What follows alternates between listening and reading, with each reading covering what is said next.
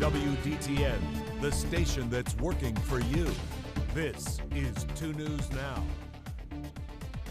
Well, good morning, everybody. Hope you are joining us from somewhere safe and warm as we continue to make our way through the week with these absolutely numbing temperatures.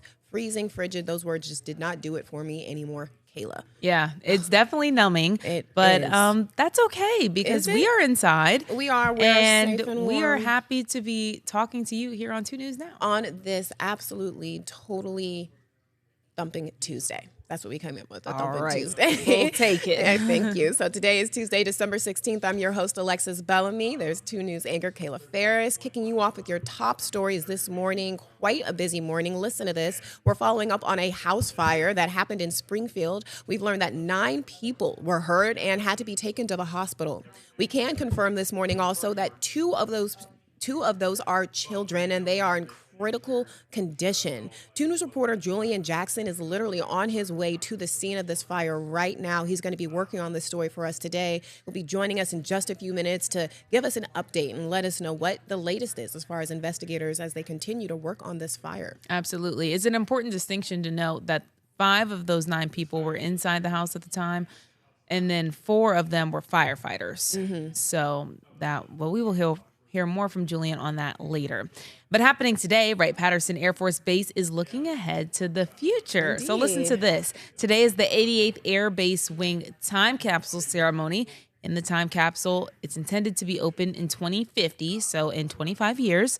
It contains items meant to serve as a glimpse into the daily lives, technological advancements, and strategic priorities of the base in 2025, which is very cool. It's so exciting. Now, 2 News was actually there today, so we're going to be hearing from organizers on how the ceremony went. And this is actually, I'm going to kind of, preview this a little bit. I hope you guys are thinking about this time capsule, and if you had one, what would go in it? Someone may ask you that later in the show. We'll see what happens.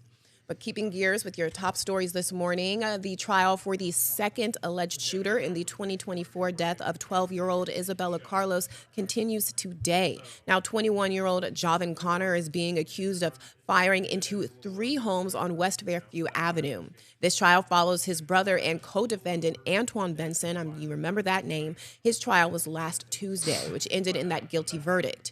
The state says they have more than enough evidence to place Connor there the night of the murder, but defense says motive is key. But that's the kind of evidence that they're using here. Things we are seeing is this video, some ring camera footage. That's the evidence that they're talking about here, Kayla. Yeah, and 2 News reporter Evan Bales has been covering both of these trials, and he will have another update at 4, 5, and 6 today in our evening shows. Mm-hmm.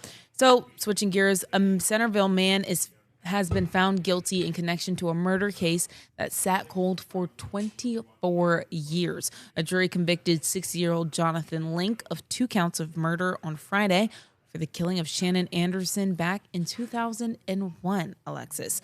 According to Kettering officials, recent advancements in digital forensic testing ultimately was what cracked this case and connected Link to the crime. He's set to be in court set to be sentenced on December 23rd.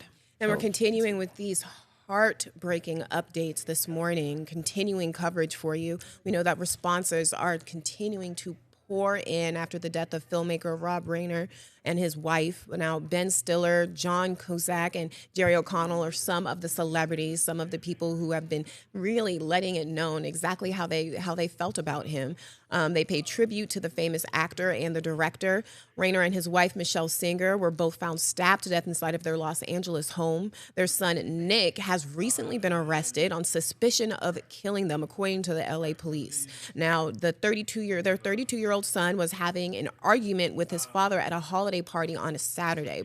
People are saying that may have been something that contributed to whatever happened here. Some of Rob Reiner's prolific work included directing When Harry Met Sally, The Princess Bride, and A Few Good Men. I'll say The Princess Bride is one of my favorites. So, Kayla, I think I asked you that already, if you've seen When Harry Met Sally. If you're familiar with any of that. Yeah. Mm-hmm. This is definitely very sad. Yeah. But turning away from the sadness. We are Get taking a little bit of look at positiveness. weather. Is it positive? Yeah. It's positivity because it's warming up. Yes. Okay, we're Cameron. going to bring in So the you have good sun. news for us then, essentially, is what you were saying. Well, I have 50-50 news. We are going to see the chance of rain when those warm temperatures do arrive, but at least we will be getting above average. It feels like it hasn't been. It feels like it has been a while since we've seen temperatures even at our normal this time, which is right around 42 degrees. Outside right now in the Trotwood Goodwill Auto Auction camera, the sun is in full force. We'll have it in full force as we go through most of the daytime. We'll see clouds in the mid-afternoon, but this will really help to melt some of that snow going into the daytime, along with the temperatures expected to get just above freezing here during the daytime today. So we are going to be seeing that. Continue to warm on up as we go into the next 24 to 48 hours. As we go into the next graphic here, you can see temperatures right now at 27 degrees into Troy and Dayton, 26 in Minster, 29 Eaton, 28 in Springboro, 27 into Troy. Looking outside on Live Doppler 2 HD, it is all quiet. We are going to be staying dry here. Today, we could see a chance of a few showers as we go into the next couple of days. We are tracking temperatures into the 50s and windy conditions going into the middle of the week as well. That's coming up on the complete Storm Team 2 forecast. Okay, so you maybe were right. Something to possibly look forward to. Yes. Yeah, and it looks like Cameron. it could be even warmer going into next week for the Christmas week. So. Okay, a Absolutely. potentially warm Christmas week is insane. Yeah, I know, especially after all the snow that we've had. You know, you'd think that we'd have a chance of snow, but right now it looks like it's going to be a warm one. Okay, so Dang. snow before Christmas, not on Christmas. We'll take it. We'll take the warmer temperatures. Thank you, Cameron.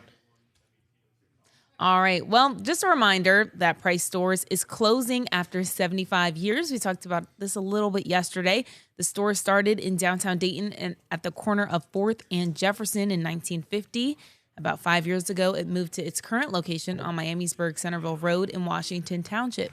And it is now closing, but they are having a huge sale for nearly all items. So if you need a last-minute gift, I think Alexis and I will be looking there for our dads. yeah, We don't I need have any something gifts for them Daddy. yet. Nothing. So we're going to check this out. Maybe a nice will. tie. I'd like to get a piece of history before it closes. Yeah. All right, time to react to that now, everybody. Circling back to one of our top stories, that Wright-Patterson Air Force Base time capsule burial. So I want to know, that happened today. You guys, what is in your time capsule? Yes. Going in the ground today to be opened in 2055, what would you put inside of it?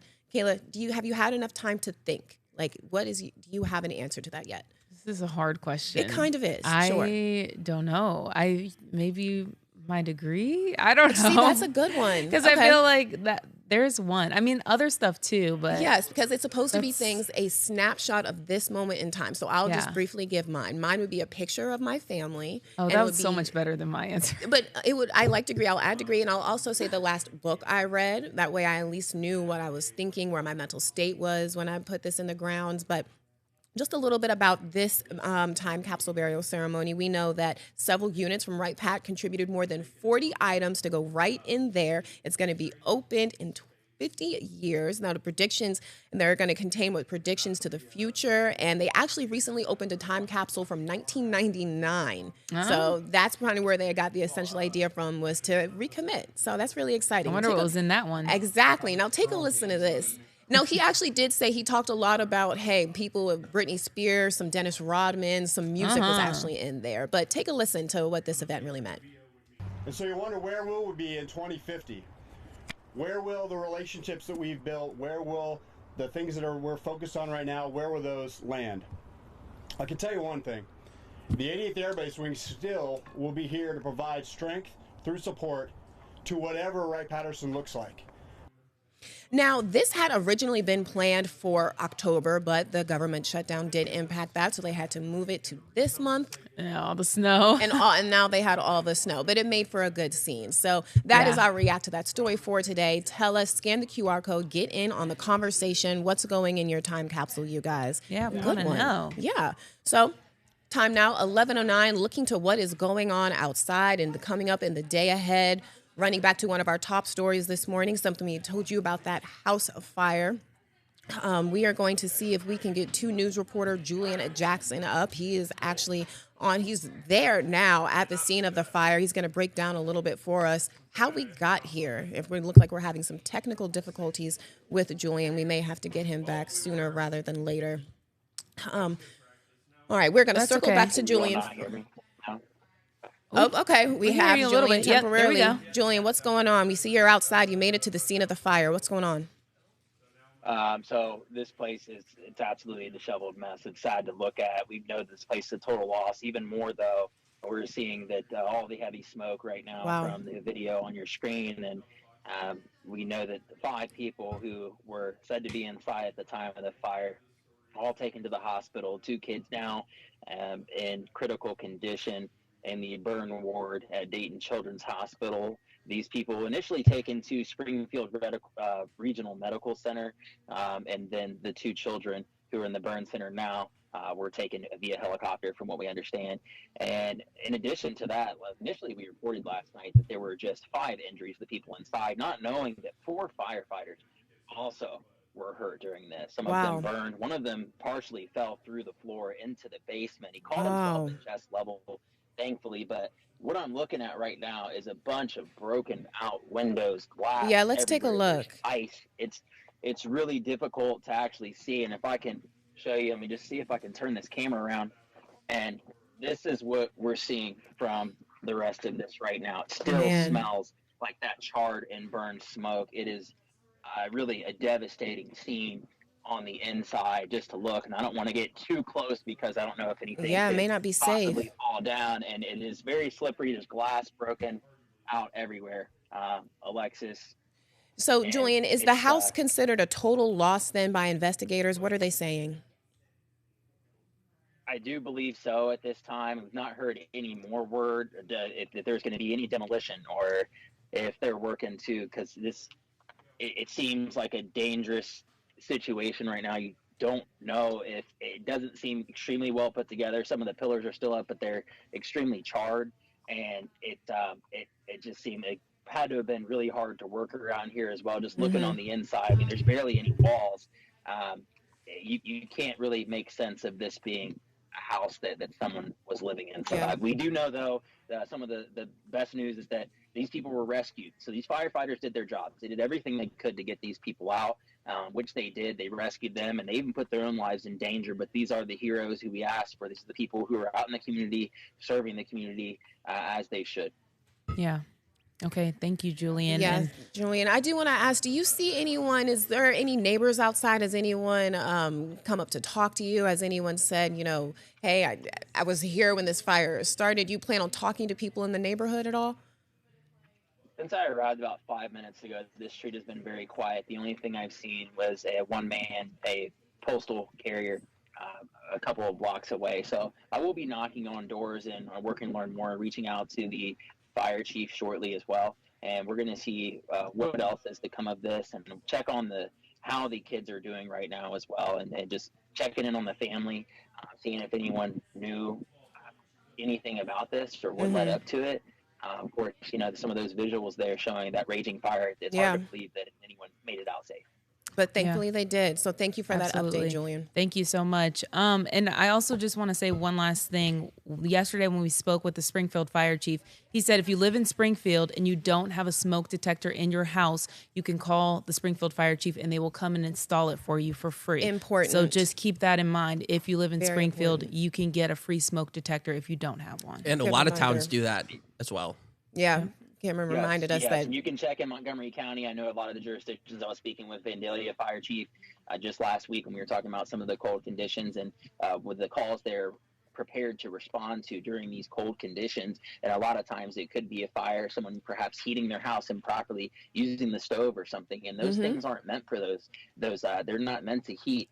Those heating sources aren't meant for that. So just be sure to keep up what you have and make sure you have a way to be able to alert yourself and others. And oftentimes, yes, they will come and install them. If you don't have them for free, it's not going to cost you anything. So just check in with your localities and see what you can do for yourself, because it's a sad scene. Thanks, Julian. Okay. In other news, The admissions form, known as the Common App, used by about 900 colleges across the country, shows Ohio as one of the top 10 U.S. states with the highest volume of college applicants. So the Buckeye State is continuing to see growth in first-year students. More than 48,000 students used it to apply to an Ohio school, which is 3% higher than last year. So it seems like a lot of people want to go to college here in Ohio, Alexis. And keeping on that same note, speaking of students, maybe not this old, but by the time some students come back in the new year, they will not be allowed to use their cell phones or any other smart device during the school day, including during class, in the hallways, between classes, and at lunch. I know that's the big one. Yeah. Kids can still bring their phones to school, but they must be turned off and put away. Many schools all across Ohio have already changed those policies and started enforcing this ban. And those leaders are telling other school leaders that consistency is the key. So we'll be following up on that. Your time now is 11:15. Going to take a quick break. When we get back, we are taking another look at weather. Cameron said he had some news for us. The sun is shining, and we're looking ahead to what's coming up in Living Dayton, you guys. Big stuff. We'll be right back. Now, brought to you by Universal Windows Direct. Hi, I'm Dan, the owner of Universal Windows Direct of Dayton. This is Bowie. He's been sniffing out the coolest winter deals for you. For a limited time, buy 2 windows, get 2 free. Get $250 off for patio doors and entry doors, $1,500 off for roofing, and $2,000 off for siding. Plus this week, 24 months interest-free financing for all products. Keep the cold out and the savings in. Give us a call now. Universal Windows Direct. Thanks for rejoining us, everybody. Listen to this. We have 52 days left. That's the countdown to the Winter Olympics. We're getting closer. Okay, well, we are learning more about the Winter Olympics, getting closer. 52 days, you guys. Don't miss out. Before we get there, we're taking a look at weather, what's going on outside. Cameron Sliga said that he had some good news for us as far as the sun potentially coming back. So, and Cameron Sliga, look at this. This is in California right now. It's an incredible festive light show. So they have a lot better weather than we do, obviously. They do. But they are still keeping the festive going. Look at this. This is amazing. This is something you buy tickets for. Absolutely. That is crazy. But I would disagree about the weather part. I think the fireworks. If you're going to have this kind of display, if it was in the snow, it would be even more beautiful. I don't know. Snow and look fireworks. At the people. There's a little lot of people gathered. Yeah. Yeah, there's definitely a lot of people out there. That is a crazy display. I don't think I've ever seen a fireworks display for holiday lights. Christmas. Not gonna lie. Holiday, yeah. I don't know either, but if it was cold and snowy, they probably would not be able to have the fire and the fireworks. Maybe, exactly. Right, Cameron? I'm not sure about the fireworks, to be honest, but I would assume, they would get wet. Might add a little element having the snow there. I'm not sure if they would be safe to do fireworks in the wet snow. But here in the Miami Valley, it is much better in terms of winter weather, as we see lots of snow on the ground there. But it is going to be coming to an end. We're going to see temperatures rising up to about the 50s going into the middle of the week. And with this sunshine out there, we're going to continue to see this snow melt going into the next couple of days. And it really shouldn't be here by Thursday as that rain comes down with the temperatures into the 50s. But outside right now, the Bryant Heating and Cooling Systems camera, a very sunny one in the Miami Valley. We are going to see some clouds return, though, late in the daytime.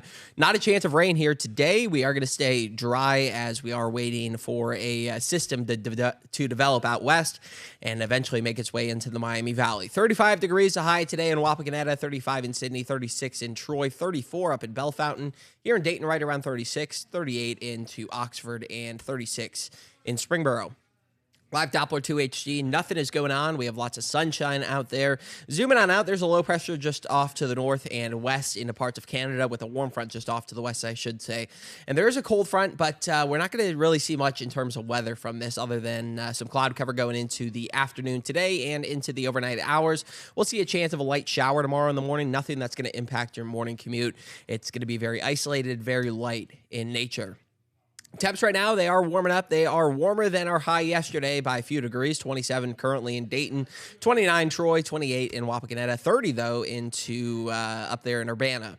Wind chills, they were in the single digits, even below zero over the last 48 hours, and now they have gotten to the teens, even 20s in some parts of the area. 29 Troy, 19 Dayton, 17 in Wilmington. Future track going through the daytime. You can see some clouds moving in as we go into the afternoon hours. We'll see mostly cloudy skies for parts of the Miami Valley. And then as we go into the nighttime, we'll continue to see clouds develop here. Could see the chance of a light shower in the morning to very low chance, about a 20% chance.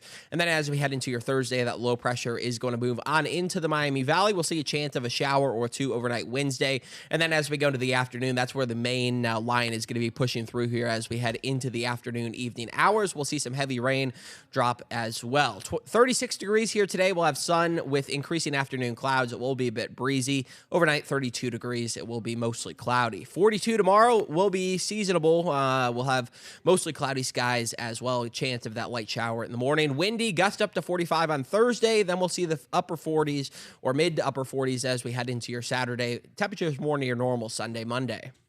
We'll take the 30s and 40s over the singles and negatives. Huh? Anything. Literally, I don't know what it's come to where I'm happy that we've made it out of the freezing temperatures. Yeah, starting the week off with temperatures around zero and going into Thursday warming up 50 degrees. Sounds like the start of a really bad dream, but us warming up has no, me it's feeling just lucky, Ohio weather.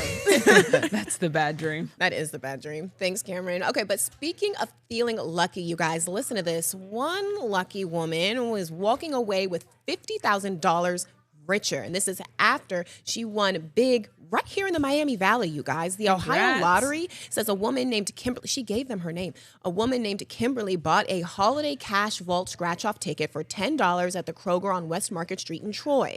In this picture, you can see her holding the winning check, adding a couple of zeros to her bank account. Yeah. Kimberly, good for you. Congrats. Maybe I need to buy a little ticket here. Yeah, we keep saying it. Well, okay, let's move a little bit to something else that you need to know about that's happening in Disney right now. So a Christmas tree is causing some major wait times. I didn't even know about this. The park's Mickey Mouse shaped gingerbread cookie, which is actually adorable, and it looks pretty good too. It is. It's causing mobile order wait time. Get this, 11 hours. Unheard of. Would you wait 11 hours for this Mickey-shaped cookie? I would not. 11 hours is too long, but it's Disney. It's Disneyland, Disney World, any of them. I mean, it looks good. I don't even think I would wait 30 minutes for this, though. I'd wait 30 minutes. That looks really good. Okay, so speaking of treats, I guess, listen to this, you guys. We're circling back this morning, not to a top story, but to someone whose patience is very thin. This now famous raccoon that everyone has been talking about. This little guy in Virginia, you guys, he was found passed out drunk in the liquor store. That's him there. Remember, we found him in the bathroom. Now we're learning that he is a serial offender. The animal shelter has a podcast, and they say that he's broken into other businesses in the strip mall, a karate studio that we just saw, and the DMV where he ate a whole bunch of snacks. This guy might need to go to court. He may need to go to court. So that's the update on our pesky raccoon friend, you guys. We have to take a quick break now. When we get back, we've got what's coming up in Living Dayton and those react to that responses. What's going in your time capsule? I want to know. We'll be right back. We're back, you guys, taking a real quick look at those react to that responses. What's going in your time capsule? It was a great question. I think it'll tell a lot about you guys. So let's listen. Joseph says he's taking a bottle of wine, a good book. I can't tell you where because it might get stolen. He has mine. My book was in there. I said a book just to know where I was mentally. Yes. So Lane says, fill the time capsule with pennies, bury it under my porch, stand by me style. I don't know about Emily's that. getting a kick out of that one. Finally, Trevor says something that truly represents the time. A la boo-boo. It is an accurate la representation boo-boo. of the time. Speaking of which, we want to look ahead real quick to what's coming up in Living Dayton. Emily is here. Emily. Yes, good morning. So I'm so excited for the show today. We're making holiday appetizers with Shanasty Ireland. She is the best. I can't wait to see what she's bringing. And a holiday appetizer, that's something everyone needs to know how to make at one point in their absolutely. life. It's a good appetizer for a holiday party, Christmas party, Anytime. If you want a Really. stuffed Finger apple tart, foods.